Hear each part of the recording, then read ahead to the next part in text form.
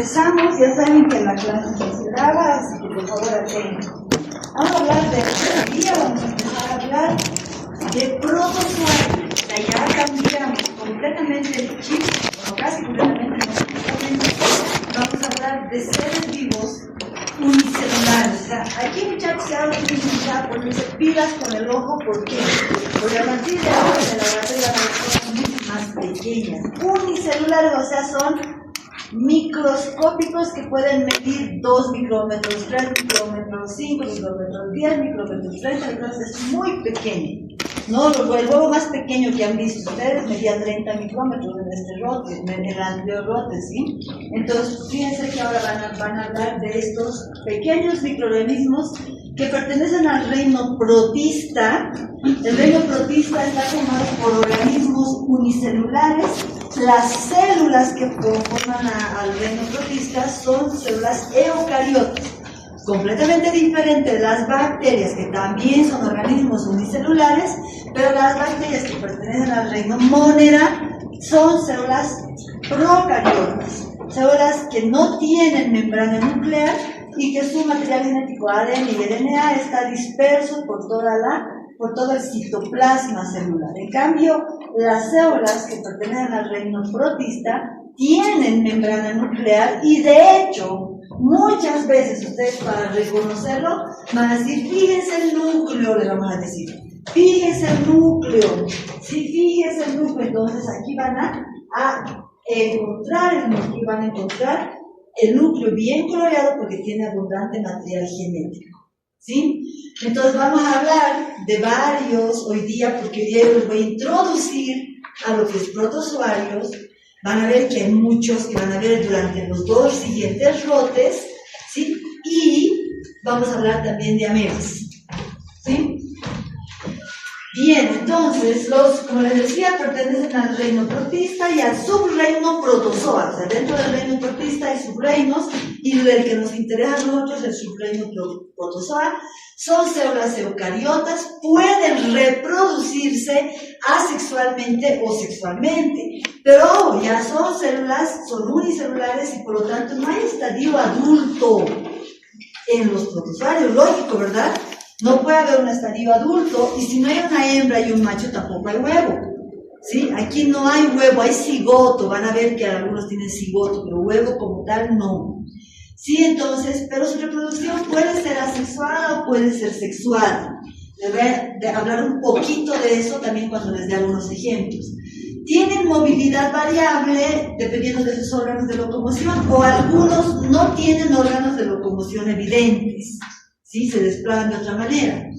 La mayoría tienen un tipo de nutrición de tipo heterótrofa, o sea que son capaces de transformar el carbono inorgánico en carbono orgánico. Cuando son autótrofos, los organismos son capaces de transformar elementos inorgánicos en orgánicos, pero en este caso no, ¿sí? Y los que a nosotros nos interesan, todos son heterótrofos, o sea, todos utilizan material orgánico para nutrirse, pero del medio externo, ¿sí?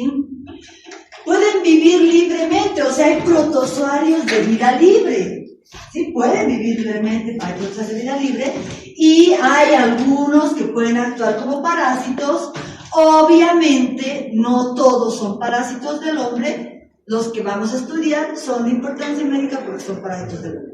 Y como en los helmintos, habrán algunos que son zoonóticos, o sea que parasitan a los animales y se pueden transmitir de los animales al hombre, y algunos otros que son más antroponóticos, que no tienen reservorios animales, no se transmiten del animal, se transmiten del hombre al hombre, ¿sí? Entonces, fíjense que hay los que tienen vida libre y a los que son parásitos, ¿sí? Entonces, y aquí estamos viendo quizá una de las más importantes, y las que ustedes van a hablar hoy día en su morfología, y en la siguiente clase van a hablar de la patología que provoca esta centomoeba histolítica, ¿sí? Ustedes hoy día van a aprender a reconocerla, ¿sí?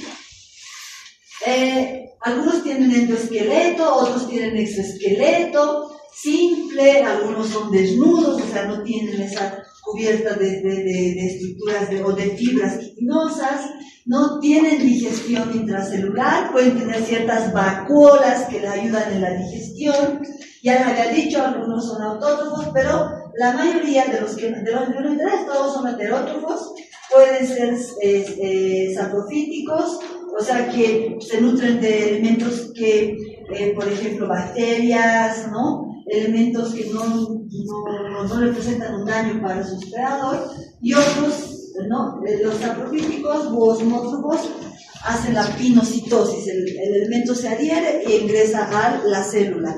Y a otros implica la fagocitosis, así como el macrófago envuelve a su elemento nutriente y lo fagocita. Entonces pueden tener fagosomas, vacuolas digestivas, citostoma para nutrirse, citopigio o citoprocto, ¿sí? Estas palabras que ustedes están escuchando ahora las van a ir escuchando en los siguientes temas también, ¿sí? Tienen diferentes estadios biológicos o etapas biológicas, ¿no? Algunos ejemplos, aquí está el trofozoito, por ejemplo, a partir de ahora van a empezar a hablar del trofozoito. El trofozoito va a estar en varios protozoarios, es la forma activa del protozoario, la forma también vegetativa la llamamos, ¿no? Se alimenta, es la que se alimenta, es la que se reproduce, es la que se moviliza y cuando es patógena, base, es la que ejerce una acción patógena. Fíjense lo importante del trofozoito. Es la forma vegetativa. Y en los protozoarios parásitos es la forma parásita siempre. Es la forma que tiene que estar en el hospedador, es la forma parásita siempre. Entonces, fíjense que en el hospedador se reproduce, se alimenta, se moviliza y ejerce su acción patógena cuando es patógeno, ¿sí? Luego está la forma de quiste, que es la forma de resistencia, ¿sí? Es la forma de resistencia de los protozoarios. No todos tienen, pero los que tienen su forma de resistencia. Resisten obviamente a la desecación, a cambios de temperatura, a cambios de pH, de humedad, de concentración de oxígeno, ¿sí? Y que no todos los de vida libre no tienen quiste, porque no tienen que resistir a nada, ¿verdad? Los de vida libre viven en el medio ambiente, no tienen forma de resistencia. Entonces, en los parásitos hay forma de quiste. Y esta es la forma que está encargada de la transmisión. Cuando tiene trofozoito y quiste, es el quiste el que se encarga de pasar de un hospedador al otro y es la forma infectante, ¿sí? También pueden multiplicarse de alguna manera que les voy a explicar enseguida, ¿sí? Luego hay ooquistes, ¿no? Los ooquistes también son formas de resistencia, pero los ooquistes provienen siempre de la fusión de los gametos, ¿no? El ooquiste proviene siempre de la fusión de los gametos, de un macrogameto, de un microgameto, de un gameto hembra, de un gameto macho. Por lo tanto, cuando ustedes escuchen ooquiste, ustedes escuchen gametos, están hablando de protozoarios que tienen reproducción sexual, ¿sí? La fusión, recuerden, la fusión de un gameto masculino con un gameto femenino da lugar a un cigoto, ¿verdad? Y ese cigoto es el que se convierte en ooquiste. Entonces dice correspondiente a la etapa sexual de reproducción y aparece solo en algunas especies. También se denomina cigoto o cigote. El ooquiste es producto de la fecundación de un gameto macho a un gameto hembra, ¿no? Que forma un cigoto. ¿Está claro? Bien, entonces ya han escuchado algunas cosas que van a ir escuchando. Nuevamente a esta hermosa, que es entomolítica, y ya les doy algunos. Fíjense, este es su pseudópodo, este es su núcleo, y esto oscuro que ustedes ven aquí es un glóbulo rojo, del cual se nutre el parásito. Entonces ustedes ya entenderán que si este parásito se nutre del glóbulo rojo, va a tener que llegar hasta el tejido, ¿verdad? Donde va a encontrar glóbulos rojos, y por lo tanto, por eso es patógeno. Van a ver que no todas las amebas son patógenas. Ahí está, este es el trofozoito, el que se nutre, el que se mueve, el que ejerce la acción patógena, el parásito, ¿recuerdan? ¿Sí? Y este es el quiste. Este es el quiste de la ameba más frecuente del hombre. Se llama Entamoeba coli. ¿Dónde vivirá? Se llama Entamoeba coli. ¿Dónde vivirá? En el colon. Es la ameba más frecuente del hombre. Pero más bien, para nuestra suerte, es una ameba comensal. No es patógena. No provoca patología, pero ustedes la van a ver en las prácticas, la van a ver hoy. ¿Por qué? Porque es la más frecuente, provoca problemas no de enfermedad, sino en el diagnóstico. Se parece a la ameba patógena, a veces la gente lo confunde, ¿sí? Y diagnosticamos mal, pero además su hábitat es el colon, se elimina con las heces. Y cuando se transmite por contaminación fecal. Entonces, el hecho de encontrar personas infectadas con esta nos está diciendo que esa persona tiene problemas de contaminación fecal, o sea, consume alimentos contaminados con heces, agua contaminada con heces. Eso es como un indicador biológico, ¿sí?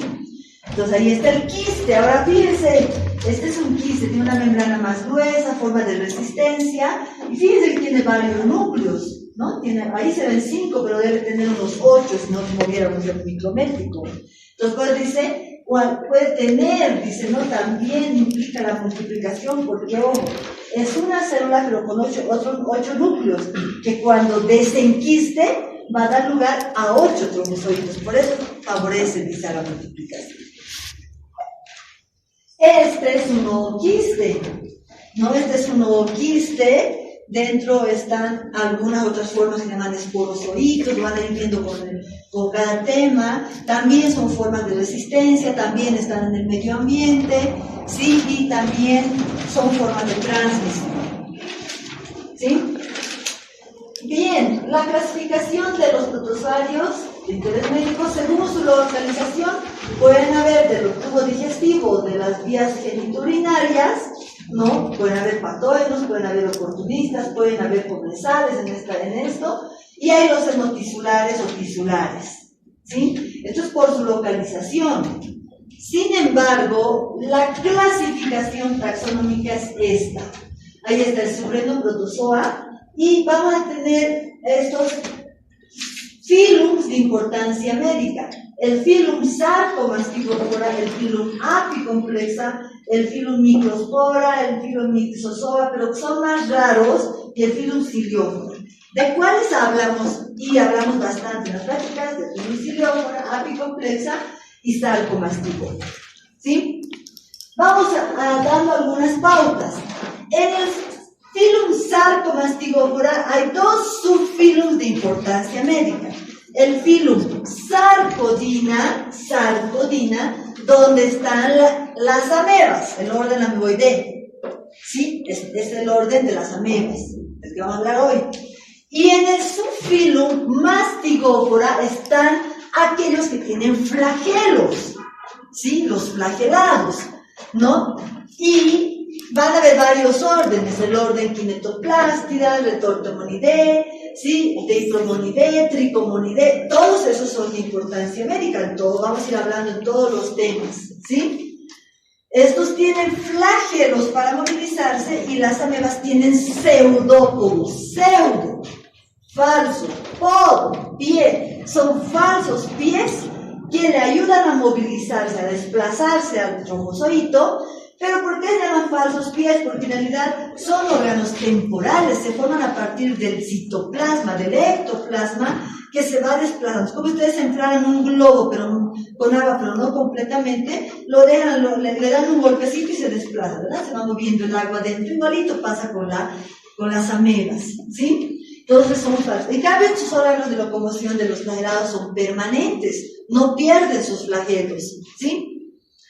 Y otro que nos importa es el filum Ciliófora, donde está un solo protozoario de importancia médica llamado Balantioides coli. Es el único ciliado, el más grande que parasita al hombre de todos los protozoarios, y también tiene órganos de locomoción permanentes que llaman cilios.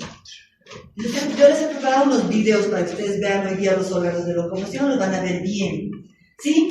Otro filum muy importante es el filum Apicomplexa, donde está la clase esporozoa y donde está la clase coccidia. O sea, aquí están los coccidios en la filum apicomplexa. Ustedes van a escuchar ese término en las siguientes clases. Dice coccidios intestinales.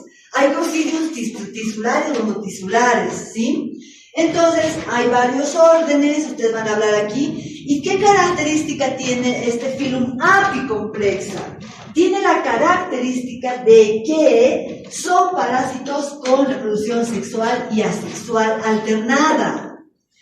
O sea, se reproducen sexual y asexualmente de manera alternada. Son estos los que van a dar lugar a la fecundación de gametos y por lo tanto a la formación de cigotos y por lo tanto a la formación de ooquistes, ¿verdad? Entonces son los que forman gametos. En cambio, en el filum sarcomastigófora, o sea, las amebas y los flagelados no se reproducen sexualmente, solo se reproducen asexualmente. Y su reproducción es muy simple, se llama fisión binaria. O sea, una célula se divide en dos, esa misma célula se divide en dos, luego se divide en dos, fisión binaria. Y eso garantiza la multiplicación, pero es un tipo de reproducción asexual, ¿sí? Luego el ciliado que nos interesa, que es Balanchioides coli, igual se reproduce por fisión binaria, o sea, va dividiéndose de dos en dos, pero tiene un tipo de reproducción sexual que se llama conjugación. O sea, intercambia material genético por conjugación entre células. Lo van a ver bien cuando hablen de Balanchioides coli. Ahí está, ¿sí? Esto es más gráfico. Ahí están los protistas, es el reino, este es el filum y este es el subfilum.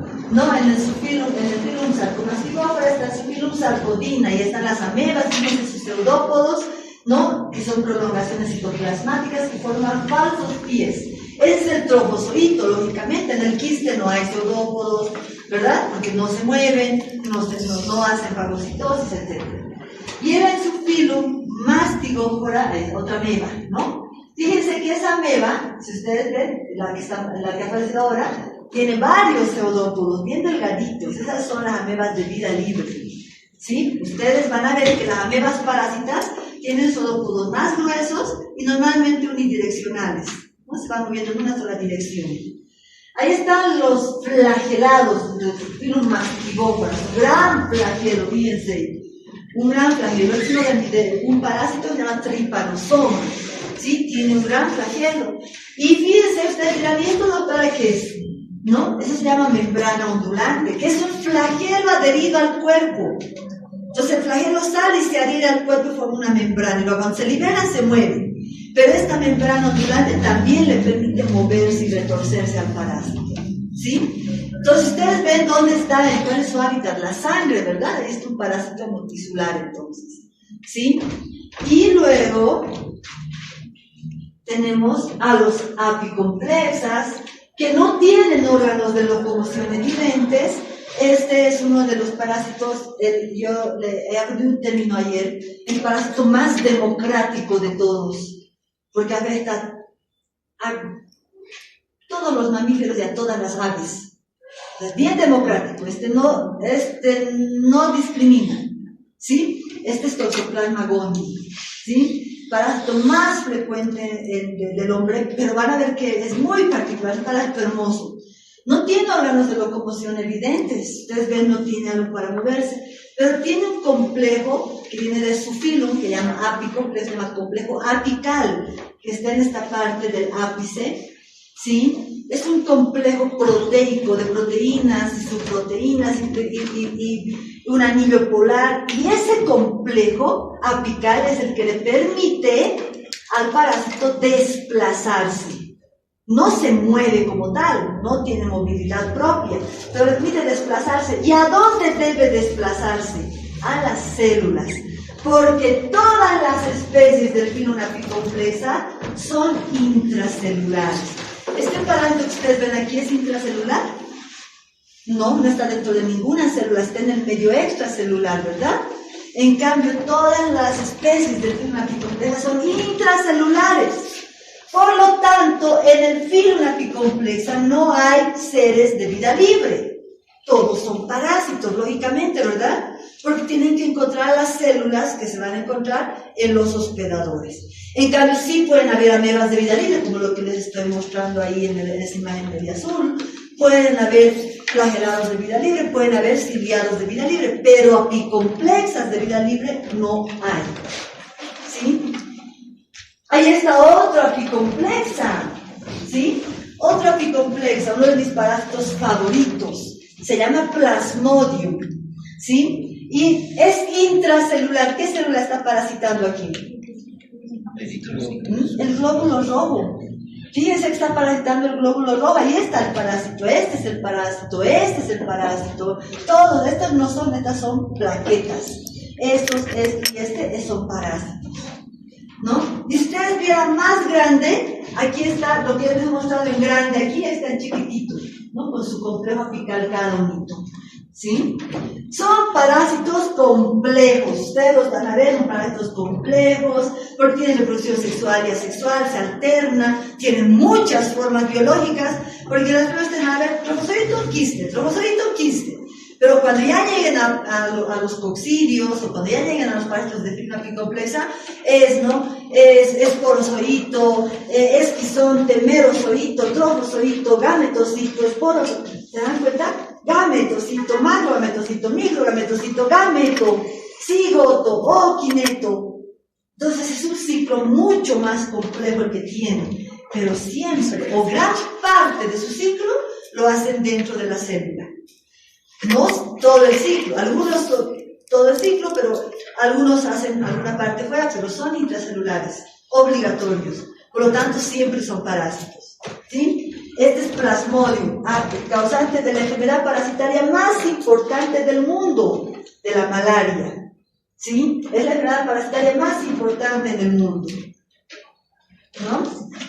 Y ahí está nuestro único, ¿dónde está? Nuestro único ciliado de importancia médica, que es Ballantioides coli. Es un ciliado grande.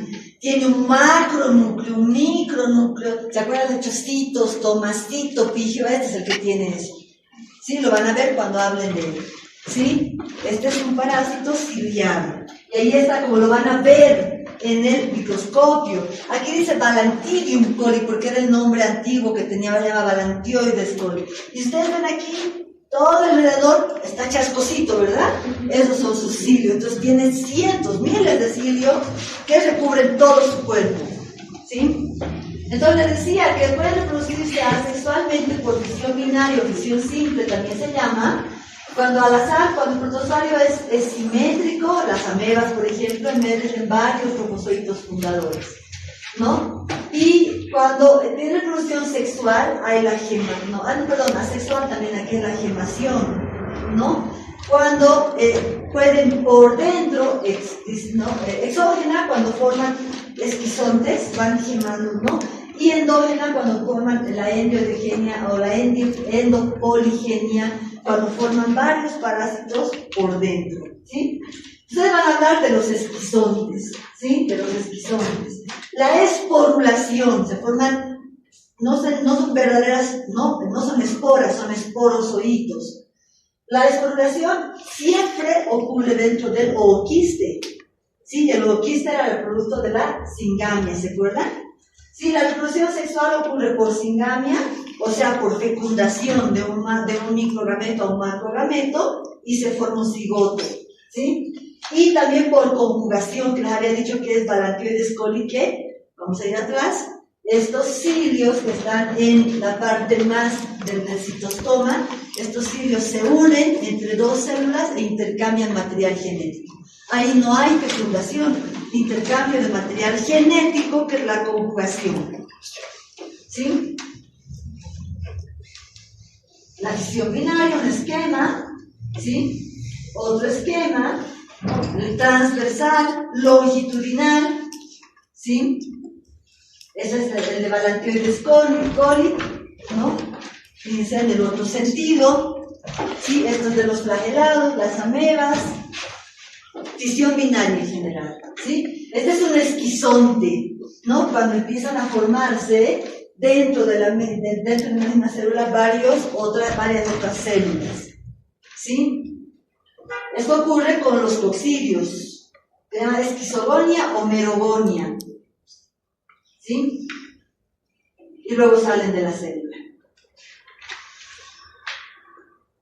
La forma de desplazarse puede ser por pseudópodos, flagelos, cilios o el complejo apical, ya les he explicado, ¿sí? Esta diapositiva la he debido copiar yo de algún lado, porque este no es un parásito, por si acaso. Sí, esto está mal. Esto es una bacteria. ¿Sí? Yo les quiero mostrar esto. A ver. Ahí está una ameba. ¿Sí? Fíjense, yo les decía, las amebas de importancia médica se mueven en una dirección. No forman flagelos como pseudópodos como lobos. ¿Sí? Fíjense cómo se forma el pseudópodo. ¿Sí? Y a medida que va formando su pseudópodo, puede ir fagocitando sus bacterias para alimentarse, y en el caso de la ameba patógena, puede alimentarse de células como glóbulos rojos. ¿Sí? Aquí hay otro, fíjense. ¿Sí? Cómo forma su pseudópodo. ¿Sí? Este es el movimiento de las amebas. ¿Sí? Aquí hay algo que no es ameba. ¿Sí?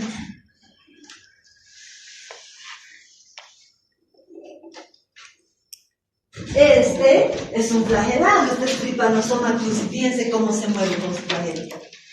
¿Sí? Ese es su flagelo. Y si ustedes pueden ver, ya tiene un nuclecito ahí. ¿Sí? Este es Trypanosoma cruzi. Y este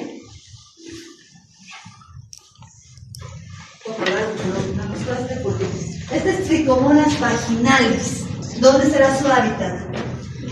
La mucosa vaginal, pero también puede estar en la uretra. Fíjense, es un flagelado, es hermoso porque tiene una membrana ondulante y se va moviendo abundantemente, ¿no? Fíjense, ¿sí?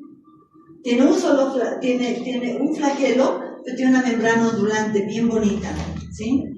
Fíjense, esto está en la mucosa vaginal, pero también en la uretral, en el caso de los varones, en la uretra, ¿sí?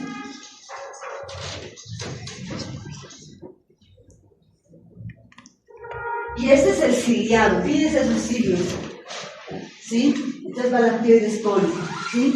Aquí tiene los cilios más grandes, esos son los que le permiten hacer la conjugación, ¿sí? Este también se puede nutrir por fagocitosis de los glóbulos rojos, también tiene esa acción.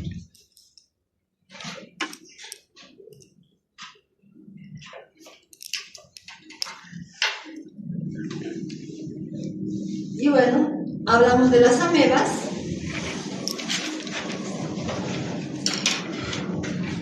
Hemos dicho que pertenecen al reino protista, a la clase a la superclase rizópoda, a la clase lobócea, ¿sí? Y vamos a hablar de las amebas intestinales. Esta es la clasificación taxonómica de las amebas intestinales.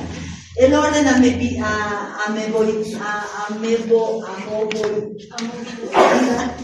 ¿sí? Y la familia es Entamoeba, ¿sí? Y dentro de la familia Entamoeba están el género Entamoeba, Iodomoeba y Endolimas. Entonces, esos son los tres géneros que nos importan. ¿Por qué? Porque son los tres géneros que pueden albergar especies que parasitan al hombre, ¿sí?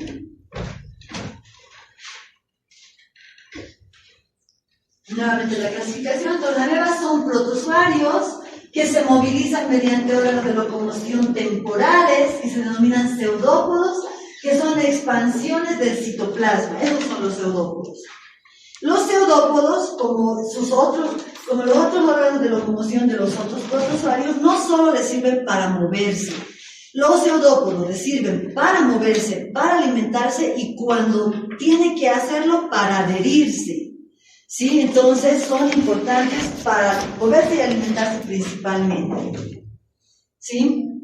Las amebas patógenas, hay una que es muy importante, que es Entamoeba histolítica. ¿Qué acción patógena tendrá esta ameba? Histolítica. ¿Sí? ¿Y qué quiere decir la acción histolítica? ¿Qué quiere decir la acción histolítica? Señorita, 1, 2, 3. ¿Qué quiere decir la acción histolítica? El hecho de que el parásito está invadiendo el tejido. ¿Mm? El parásito llega a invadir el tejido. No. ¿Qué es la acción histolítica? Es la secreción de toxinas. Segrega sustancias enzimáticas para lesionar el tejido y claro, puede invadirla después de esta, pero el problema es que daña el tejido a través de enzimas. Esta pequeña ameba que puede medir 10 micrómetros en forma de trofozoito segrega sustancias enzimáticas tan poderosas que pueden llegar lesionando el tejido desde su hábitat, que es el colon, hasta los pulmones, imagínense. Entonces es muy potente su acción histolítica, ¿sí? Habita la luz del colon habitualmente. Habitualmente en tamoeba histolítica habita la luz del colon. En algunos casos, aproximadamente en el 10% de las infecciones por entamoeba histolítica, estas pueden invadir la mucosa del colon, quedarse en la mucosa y provocar una colitis, e incluso pueden invadir desde la mucosa del colon al parénquima hepático y llegar a provocar lesiones hepáticas, abscesos hepáticos, o pueden incluso diseminarse por la vía hematógena y llegar incluso hasta el cerebro. ¿Sí? Entonces, dice, no puede invadir la pared del colon, diseminarse a otros órganos, por vía hematógena puede llegar hasta el hígado, pulmones, cerebro, etc. O puede por continuidad, ¿no? Está lesionando el colon, hay una úlcera y por continuidad puede llegar al hígado, formar un absceso en el hígado. Y el hígado por continuidad puede llegar a los pulmones, a la piel abdominal y provocar un absceso en la piel abdominal. Y por contigüidad puede estar en la piel perianal. Una persona que está con una amebiosis severa, tiene una diarrea, que se puede quedar las heces en la región perianal, y las amebas, como son tan activas y tan histolíticas, por contigüidad, por se llama así, puede estar en la región perianal y provocar úlceras. Entonces, este pequeño parásito es realmente un agresivo cuando tiene los mecanismos para hacerlo. Pero ya les digo, 90% de las personas no tienen ningún síntoma porque el parásito vive en la luz del intestino y actúa como un comensal. Ahora hay otras amebas patógenas, yo eso les digo, cito nomás porque la siguiente va a hablar de amebiosis. Hay otras amebas patógenas que no son parásitos, que son de vida libre, ¿sí? Y están dentro del género Acanthamoeba y dentro del género Naegleria, ¿sí? Estas amebas viven libremente en las aguas retenidas, ahí se reproducen, ahí viven, ahí comen, no son parásitos, pero cuando las personas se meten a estas aguas o tienen contacto con estas aguas, el trofozoito de esta ameba puede ingresar por la vía nasal y alcanzar por esta vía al sistema nervioso central, ¿no? En estas circunstancias, por la lámina cribosa de los etmoides, puede llegar a provocar meningitis, también puede alcanzar la conjuntiva y provocar patología ocular. Esas son las personas que se bañan en estas aguas, ¿sí? No son parásitos, son amebas de vida libre que en algunas circunstancias pueden provocar patología. Son frecuentes en algunos lugares, como en Estados Unidos, los reportes de estos protozoarios, ¿sí? Bien, entonces, las amebas del tubo digestivo del hombre no solo es entamoeba histolítica. Ustedes van a ver, todas son amebas del tubo digestivo del hombre. La única comprobada como patógena es entamoeba histolítica. Todas las demás, pues dice, casi todas son comensales. Son comensales, todas las demás. ¿Sí? Ahora, ahí las ven, ¿no? Ustedes pueden leerlo, ¿no? Estaba histolítica, estaba dispar, estaba Moskovsky, y aquí me faltó poner algo, y lo voy a pedir al doctor Martínez que ponga su diapositiva para la siguiente, ustedes lo tengan. Entonces va Bangladeshi, ¿no? Luego está Tababa Cole, Tababa Harmani, Tababa Gingivalis, que está en el tubo digestivo, que es la parte, en la cavidad oral, y luego está Endolimax Nana y Odomeba Busles. ¿Se acuerdan que les decía 3 géneros son de importancia médica? Bueno, que los estudiamos, Entamueva, Endolimax y Odomeba. La mayoría está en el género Entamueva, que podemos decir, Entamueva coli es la ameba más frecuente del hombre, es comensal, pero es la más frecuente del hombre, ¿sí? Y que también podemos decir que por qué están en una flecha Entamueva histolítica, Entamueva dispar, Entamueva Moskovsky, y ahí también entra Entamueva Bangladeshi, porque las agrupamos en un complejo. Ahí dice complejo. ¿Por qué las agrupamos en un complejo a Entamueva histolítica, dispar, Moskovsky y Bangladeshi? Porque tanto su trofozoito como su quiste son idénticos. Y usted me preguntará, ¿y cómo saben que son diferentes? Genéticamente. Genéticamente son distintos, pero morfológicamente son iguales. Entonces, como nosotros a la morfología, a la microscopía, no los podemos distinguir, cuando vemos un quiste característico, ¿no?, que les voy a mostrar enseguida, nosotros decimos, se observa quiste del complejo Entamueva histolítica, Entamueva dispar, Entamueva Moskovsky, Entamueva Bangladeshi. Ustedes, lo primero que deberían preguntarse es, ¿cómo sé que es la patógena o que son cualquiera de las otras 3 que son comensales? Porque, ojo, de las del complejo, la única patógena es Entamueva histolítica.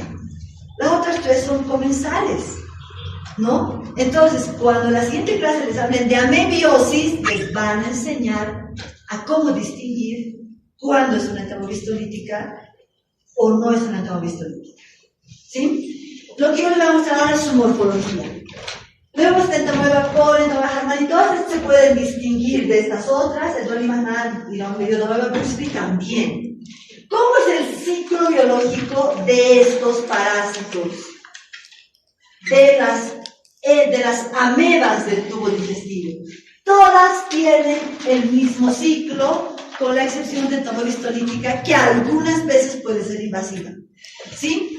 El ciclo biológico es simple, solo tiene 2 formas biológicas, el trofozoito y el quiste.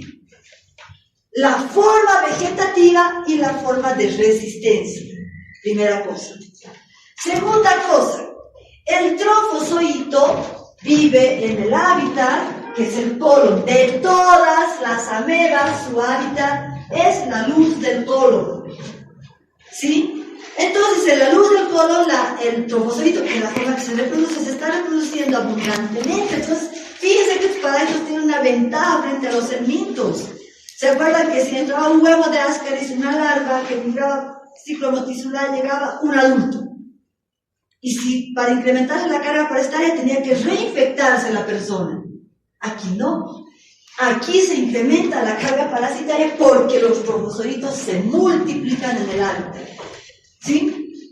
Entonces, estos trofozoitos, ¿no?, se caracterizan por tener pseudópodos, ¿no? Este es su ectoplasma y este es su endoplasma. Dentro tienen sus organelos, entre ellos sus vacuolas que le permiten digerir sus alimentos, y tienen un solo núcleo. Los trofozoitos tienen un solo núcleo, ¿sí? El género, les voy a enseñar enseguida, el género Entamueva tiene esta característica de tener cromatina bien periférica y una cromatina central, ¿sí? En cambio, el quiste tiene una membrana gruesa, también puede tener vacuolas de glucógeno, su pared quística es gruesa, va a tener cuerpos clomidiales o cromatoidales, que son organelos que le sirven para almacenar nutrientes, ¿no?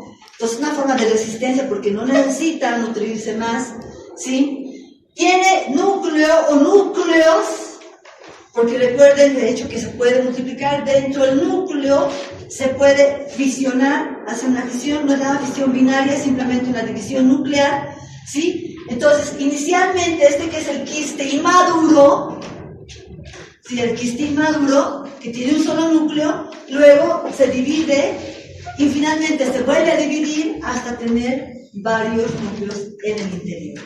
Pero es una sola célula. ¿Sí?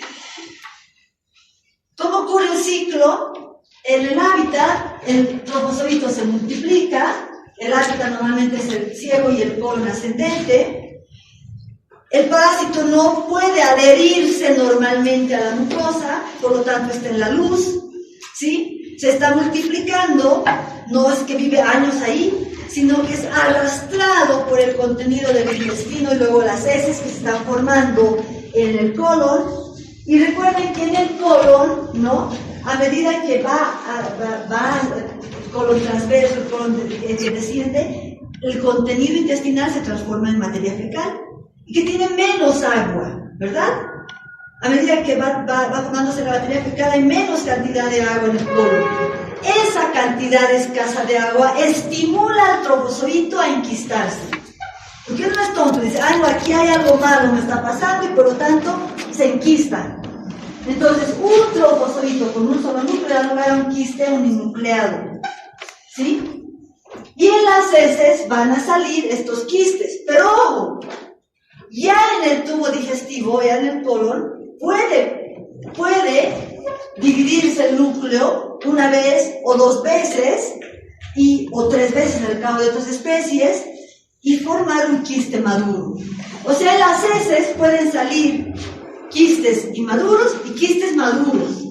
¿Y cuál es la forma infectante para el hombre? El quiste maduro, que puede estar en el agua o en los alimentos, porque el agua no está contaminado con heces, pero como sale la forma parasitaria infectante, y como esa es la única condición indispensable para que exista la autoinfección, entonces las personas se pueden autoinfectar. Pero aquí la autoinfección es externa. ¿Por qué? Porque el parásito está, ya sea en el agua, alimentos o en las manos de la persona infectada, es de la forma infectante. Ingresa a través de las aguas, de agua o alimentos al hospedador, llega al estómago, en el estómago hay un estímulo al quiste, ¿sí? Que cuando llega al duodeno, en el duodeno se desenquista el parásito. Pero antes de desenquistarse, este quiste que tenía 4 núcleos, hace una última nucleotomía, hace una última división. Por lo tanto, en ese momento hay 8 núcleos, ¿sí? Se desenquista y se rodean de un citoplasma. Entonces, un quiste da lugar a 8 trofozoitos en el intestino delgado. Van a viajar por el intestino delgado y van a llegar al colon, donde es su hábitat y donde van a empezar a multiplicarse abundantemente. Como no se adhieren, van a ascender por el colon y van a ser eliminados finalmente en las heces en forma de quiste. Entonces, ¿qué vamos a ver habitualmente en las heces? Los quistes. Difícilmente vamos a ver al trofozoito porque el trofozoito está en el hábitat. Y eso ocurre con el tabaco, con el tabaco, con el tabaco armani, con el tabaco polémico, con el nueva, con el dolimagnana, con todas las amebas del tubo digestivo. ¿De acuerdo? Ciclo simple, ¿verdad? ¿Qué pasa con esta nueva histolítica? Fíjense, este es otro ciclo, el del CDC. La forma infectante del quiste maduro, ¿no? En el estómago sufre el estímulo, en el duodeno se desenquista, dice hay eclosión, pero hay una última nucleotomía, el trofozoito que se multiplica en el hábitat y va a dar lugar a los quistes inmaduros. En las heces pueden salir quistes inmaduros, pero también maduros. Ahora, ¿por qué no hay autoinfección interna? O sea, si ya en el intestino grueso ya están los quistes maduros. Porque la desenquistación, la eclosión de los trofozoitos del quiste ocurre en el intestino delgado. Entonces, los quistes que están en el intestino grueso tendrían que retroceder unos metros para llegar al duodeno, ¿verdad? Y eso no ocurre. Por eso no hay autoinfección interna, pero sí externa porque el quiste sale con las heces. Ahora, este es el hábitat, fíjense. ¿Qué pasa con el tamaño histolítico? Eso les va a explicar muy bien el doctor Martín. Hay un mecanismo interesante, pero en algunas situaciones.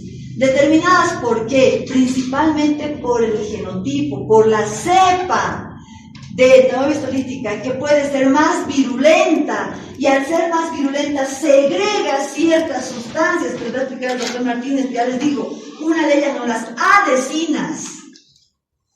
Entonces, si tiene esa capacidad de segregar adhesinas, la Tamoeba histolítica, que normalmente utiliza la luz del intestino, se adhiere a la mucosa del intestino, adhesinas, y empieza una lucha entre la mucosa y el trombozoito. La mucosa también segrega moco, pero el trombozoito segrega otras sustancias que rizan el moco. Entonces, al final logra la adherencia, y si logra la adherencia, segrega sustancias histolíticas, y si logra segregar sustancias histolíticas, invade la mucosa hasta llegar a la submucosa. Entonces, ya en la submucosa, el parásito no tiene necesidad de enquistarse, ahí se multiplica, sin ningún obstáculo, porque ahí tiene nutrientes, tiene células, tiene glóbulos rojos, aumenta su virulencia porque el hierro de los glóbulos rojos le dan esa capacidad, y pues genera úlceras, que les van a explicar muy bien la siguiente clase. Pero ¿qué pasa si sus úlceras llegan a este lugar? Por continuidad pueden pasar al hígado. Y fíjense, del hígado por continuidad pulmón.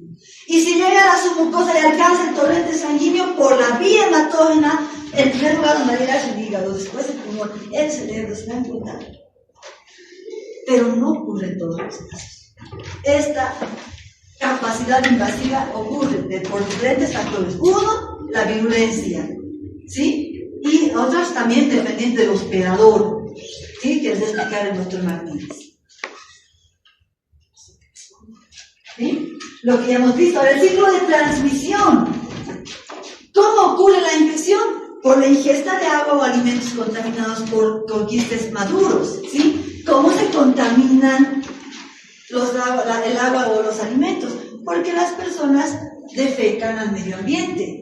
Defecan al medio ambiente, se contamina la tierra, se contamina el agua llega a los vegetales, se contaminan los vegetales. Pero se puede contaminar de otra manera, y aquí juegan un rol muy importante los vectores mecánicos, porque a diferencia de los helmintos, en el que los huevos eran grandes, aquí los quistes son pequeños. Al ser pequeños, son más livianos y pueden ser transportados en las patas, en las alas, en el cuerpo. Aquí está una mosca, pero las cucarachas juegan un rol muy importante, ¿sí? Y hay otra forma de que se contaminen los alimentos. ¿Cuál será? ¿Cuál será? Las manos, muchachos. Las manos, porque el parásito, el quiste, sale infectante en las heces. Por lo tanto, la gente que se contamina sus manos con sus heces de infectada, manipula alimentos, entonces los contamina. Hay autoinfección. Autoinfección es una cosa, estoy hablando yo de la heteroinfección, ¿sí? Siempre les pongo un ejemplo. ¿Qué pasa? Usted va a la tienda, señor, joven, por favor, con la bolsita me va a tocar el pan, dice, ¿no? Y tú con tu bolsita afanado, o con una pinza. ¿Y el panadero, ustedes creen que ha alzado con la bolsita?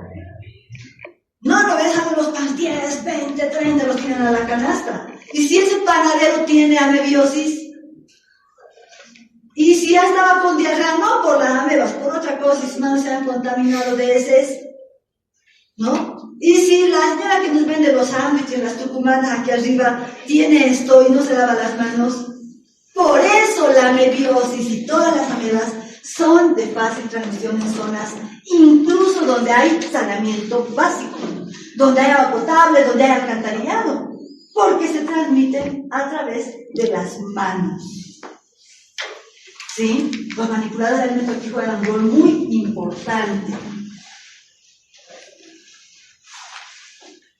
La forma en heces, la forma que es la forma infectante. ¿Sí?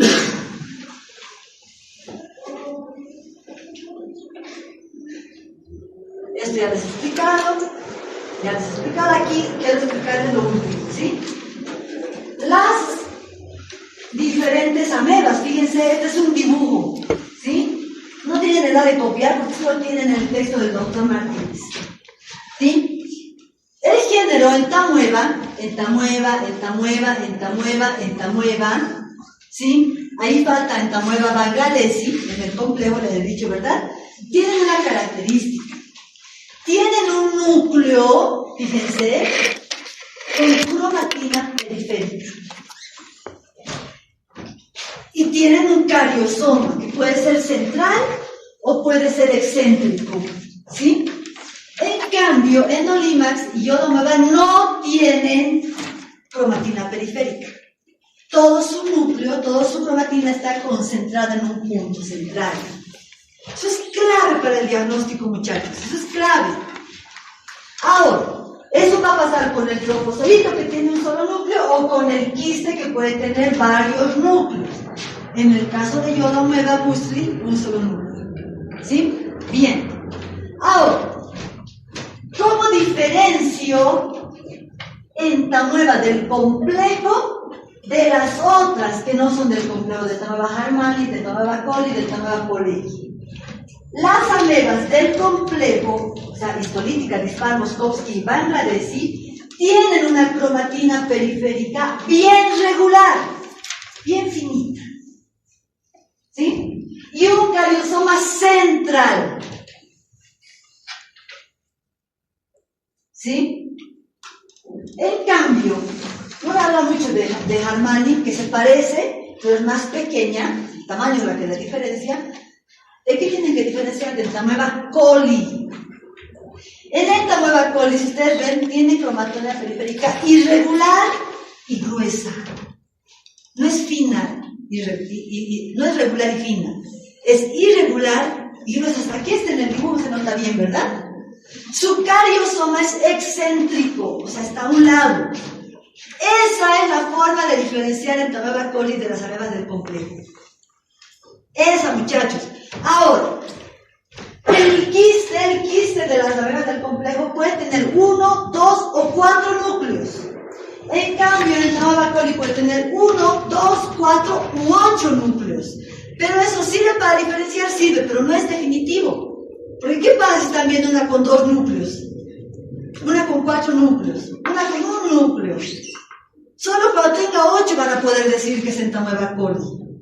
Y lógicamente el tamaño es más grande en entamueva Coli que en entamueva histolítica, pero también es muy variable eso. En entamueva, en Endolimax nana, también tiene 4 núcleos su quiste, pero no tiene cromatina periférica, por lo tanto se ven como puntos, solamente se ven como puntos. Y en Yodomueva Busli tiene un gran núcleo y se caracteriza por tener una gran vacuola yodófila, de ahí viene su nombre de Yodomueva. Tiene una gran vacuola yodófila, el quiste. ¿Por qué es importante que sepan reconocer los quistes? Porque eso es lo que van a ver en heces, el trofozoito difícilmente. Ahora, ¿se puede diferenciar entamueva histolítica viendo al microscopio de las otras amebas del complejo? Es muy difícil, porque tanto su trofozoito como su quiste son idénticos. Pero entamueva histolítica es la única hematófaga. Es la única que puede fagocitar glóbulos rojos. Por lo tanto, si ustedes vieran un trofozoito con glóbulos rojos, sin duda es entamueva histolítica. Pero eso es difícil. Y ahora va a decir el doctor Martínez en qué circunstancias se ve. Nuevamente lo del núcleo, no todas las de arriba son del complejo, ¿no? Harmani un poco más irregular, entamueva Coli gruesa, irregular, y el cariosoma excéntrico. Las de arriba son como rueda de bicicleta, porque como su cariosoma es central, ¿no? Se va a formar las rayas de cromatina bien regulares. Esto es Endolimax nana y esto es Yodomueva Busli. Gran núcleo. ¿Sí? Esto está en el libro del doctor Martínez, no en el texto del doctor Martínez, y van a ver las variaciones de tamaño. ¿Sí? Aquí está haciendo una división, esta es entamueva Poleki, es entamueva Coli, Endolimax nana, Yodomueva Busli, y aquí están las del las dos entamueva histolíticas, aquí están las del complejo. Fíjense la variación del tamaño, el trofozoito puede medir entre 15 y 60 micrómetros. Eso depende de su virulencia. Entamueva Coli puede medir entre 15 y 50. Por eso el tamaño no es definitivo. ¿no? Entonces, usualmente entre 15 y 20, usualmente entre 20 y 25, más grande, ¿sí? Y endoliva nana es muy pequeña, de 6 a 12, de 8 a 10 micrómetros, yodonueva de 12 a 15 micrómetros, ¿no? Y luego está endonueva gingivalis, que está en la boca, entonces, esta que es entamoeba harmani, que es más chiquita, pero nunca tiene matiz. Estos son los trofozoitos. Clave que les he dicho, cromatina periférica, regularmente distribuida, cariosoma central, complejo. Cromatina periférica gruesa, irregular, cariosoma excéntrica, entamoeba coli. El quiste, lo mismo, ¿sí? Por el tamaño, por la forma y número de núcleos, ¿sí? Esto es entamoeba histolítica, ¿no? Puede tener entre 1 y 4 núcleos.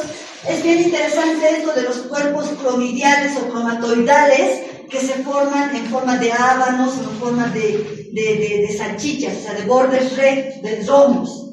En cambio, entamoeba coli, ¿dónde está coli? Aquí está. Entamoeba coli tiene cuerpos cromidiales, pero más astillados, ¿no? Fíjense, aquí puede tener hasta 4 núcleos, aquí está, hasta 4 núcleos, y aquí puede tener hasta 8 núcleos, ¿sí? El tamaño también es muy sugestivo, porque dice usualmente entre 12 y 15 micrómetros, pero puede variar hasta 20. Y aquí usualmente 15 y 25 micrómetros, puede variar de 10 a 35, por eso el tamaño no es definitivo, porque se sobrepone. Lo que es definitivo es la característica del núcleo, no se olviden de eso. Y usted tiene que saber cómo es el núcleo de entamoeba coli y cómo es el núcleo de las amebas del complejo. Cuando dicen entamoeba histolítica, aquí está un tanto mal, porque dicen entamoeba histolítica, Lispán, Moskovsky, Bangladesh. En esto no hay forma de diferenciar las amebas del complejo, porque estas no fagocitan nada. Entonces aquí no podemos ver, estas no se nutren de glóbulos rojos. Sí, un poco para ver cómo se ve con, ¿no? Con Lugol, ¿sí? Igual con Lugol, con solución fisiológica, difícil, no es muy fácil el diagnóstico, tejido se ve mejor, ¿sí? Esto es el complejo de histolítica de Spalmoskovsky con Lugol, fíjense cómo es tu cromatina periférica regular, su cariosoma central, ¿sí? Se ve mejor ahí arriba, ¿sí? Lo mismo el complejo, todas son del complejo, todas son quistes aquí, ¿sí? Todas. Fácil dar cuenta que es quiste por los cuerpos cromidiales, que no tienen trofozoito, por las vacuolas, que no tienen trofozoito, ¿sí? Estos deben ser trofozoitos, sí son trofozoitos, estas son de entamoeba histolítica porque se ve el glóbulo rojo, entamoeba histolítica porque se ve el glóbulo rojo, entamoeba histolítica porque se ve el glóbulo rojo. Si usted no ve el glóbulo rojo, tiene que seguir siendo trofozoito del complejo, entamoeba histolítica, Dispar, Moskovsky, Bangladesh. Porque solamente viendo glóbulos rojos diría entamoeba histolítica, ¿sí? Esto es en una biopsia. Vamos a tratar, aquí está, ¿sí? Aquí está. Fíjense su núcleo, su glóbulo rojo. Pero aquí, aunque no vieran glóbulos rojos, solo entamoeba histolítica, ¿verdad? Porque si es biopsia sacado del tejido, la única que es invasiva es entamoeba histolítica, ¿sí? Estos jóvenes tienen que, o sea, ese razonamiento, a no mucho que aprendan parasitología nos interesa, pero nos interesa que aprendan esa lógica del razonamiento, que en medicina es clave. Porque ningún paciente llega con su letrero de lo que tiene aquí arriba. Usted lo tiene que deducir. Entonces ese análisis lo tiene que hacer desde ahora, desde que es estudiante. ¿Sí? Entamoeba coli, ¿no? Sus astillados. ¿Sí? Coli. ¿Sí? En solución fisiológica. En el bordillo excéntrico, irregular, grueso. Lo tienen que ver en el laboratorio. Si no ven, tienen que pedir al auxiliar, muéstrame, ¿sí? Lo mismo, trofozoitos aquí, fíjense. Pero igual, cromatina periférica irregular, cariosoma excéntrico, ¿sí? Pueden ver trofozoitos de otras amebas, incluso del complejo, sí. Si una persona está con diarrea, no por amebas, por otra causa, va a empezar a acelerar la evacuación de las heces, ¿verdad? Y por eso se pueden observar trofozoitos, porque no les han dado tiempo a enquistarse. Sí, se pueden observar. Sí, esto es entamoeba coli también, ¿no? Todos son trofozoitos. Estos son, no, perdón, estos aunque son quistes, ¿no? Allá hay varios núcleos, aquí solo uno, ¿no? Y estos son los trofozoitos, ¿no? Clarito, ¿no? Cromatina periférica irregular. Y no hay glóbulos rojos. Entonces, entomoeba coli y Iodomoeba pulsili. Dicen, ¿dónde está Iodomoeba? Aquí está. Subacuola iodófila. Esa es subacuola iodófila, ¿sí? No es un núcleo, es subacuola iodófila. Más Iodomoeba pulsili, vacuola. Es el más pleomórfico, Iodomoeba pulsili. Fueron chiquititos, grandes, deformados, más redondos, más alargados, el más pleomórfico de todos, ¿no? ¿Sí? Y su trofozoito, fíjense el núcleo, no tiene cromatina periférica. Endolimax nana, el más difícil de diferenciar, no tiene cromatina periférica, sus núcleos se ven como puntos refringentes. Esto es lo que van a ver en el laboratorio ustedes. Esto ya hemos visto, esto también, y esto ya es para patogenia. Sí, y finalmente, si tengo abierto aquí,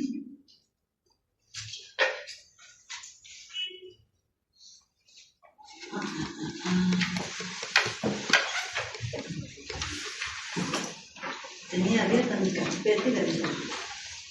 Tengo un bonito video de un trofozoito hematófago.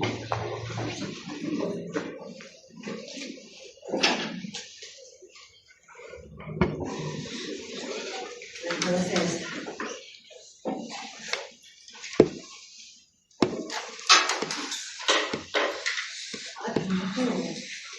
¿Cómo lo puedo?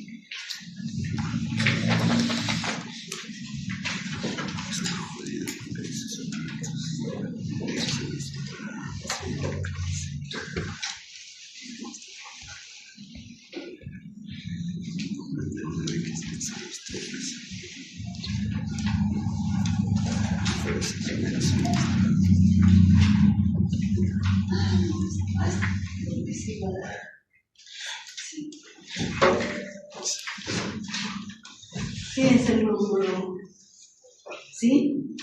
Pausita.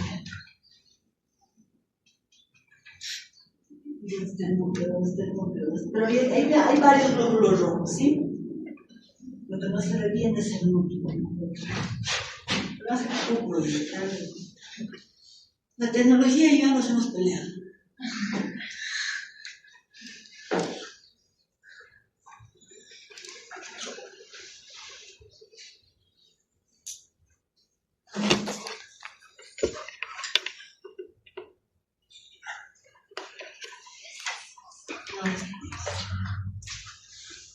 Bien,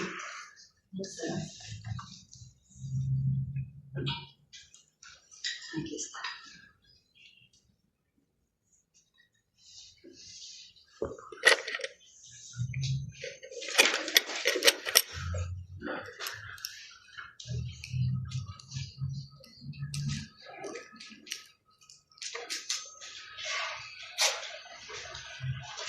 Es así, pero su núcleo, lo que ve más oscuro es su núcleo, van a ver que se dicen con el microscopio. ¿Sí? Y se ven varios globitos dentro, ¿verdad? Son los glóbulos rojos. Y ven como les digo que se mueven en una sola dirección, ¿verdad? Si ustedes vieran una beba que está moviéndose por todos lados, se ha contaminado en el frasco. Con agua, el frasco estaba contaminado, alguna cosa. Por eso es característico, ¿ven? Los glóbulos rojos. ¿Sí? Solo así pueden decir que estamos teniendo. ¿Y dónde? ¿En qué circunstancias? ¿Cuándo? ¿Cómo no les van a tomar el pelo los laboratoristas? Eso les va a explicar el doctor Martínez. Sí, pero fíjense, no los glóbulos rojos en cadenita, ¿verdad? Esos son los glóbulos rojos. Y bien, con eso terminamos la clase. ¿Tienen alguna pregunta? ¿Alguna pregunta? Bien, muchachos. Entonces, yo voy a dos clases por